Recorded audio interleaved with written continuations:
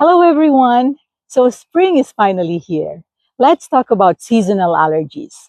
Okay, so if you were sitting in my office right now, this is what you might be telling me.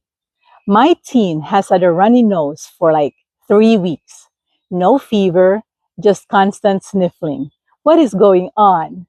This is one of the most common conversations I have with parents in my office in springtime. And at this time of the year, it's usually not a cold, it's seasonal allergies.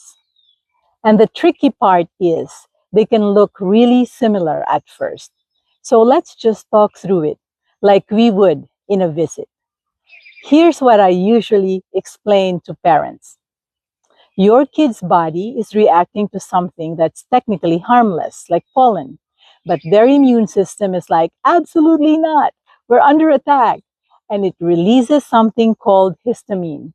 That's what causes the runny nose, the sneezing, and itchy eyes. It's basically an overreaction to nature doing its thing. Now, let me ask you, because this is usually where it clicks for parents. Is your child or teen sneezing a lot, especially in the morning, rubbing their eyes or nose constantly, saying their eyes feel itchy or watery? That itching piece, that's a big one because colds don't usually cause itching. Also, do they seem more tired than usual? A lot of parents don't realize this, but allergies can really mess with sleep. So you might see mouth breathing, snoring, and just overall crankiness, especially in teens. I see this very often. They come in saying they're exhausted, can't focus, and it's actually the allergies. So how I usually break it down really simply. If it's a cold, it lasts about a week. Maybe there's a fever and mucus might get thicker. If it's allergies, it just keeps going and going. Watery, runny nose, no fever, and again, itching is the giveaway. I tell parents, if it's itchy, think allergies. That one line helps a lot. Most of the time, I don't even need to do any testing. I'm just listening to your story, looking at patterns, and putting it together. Now, if things are getting severe or not improving, or we don't know what the trigger is, then yes, we can do allergy testing, blood work, but usually a lot of cases are pretty straightforward. And that said, I'm always thinking about other possibilities because not everything is allergies. Sometimes it's a lingering cold, a sinus infection, especially if there's thick mucus, fever, or facial pain. Even asthma, if there's a lot of coughing or wheezing. Allergies and asthma love to show up together. So, if your child has a cough that won't go away, especially at night, that's something I pay closer attention to. Now, let's talk about what actually helps.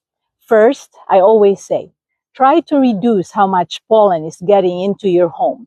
So, keep your windows closed on high pollen days. Use AC if you can. Have your teens or kids shower after being outside.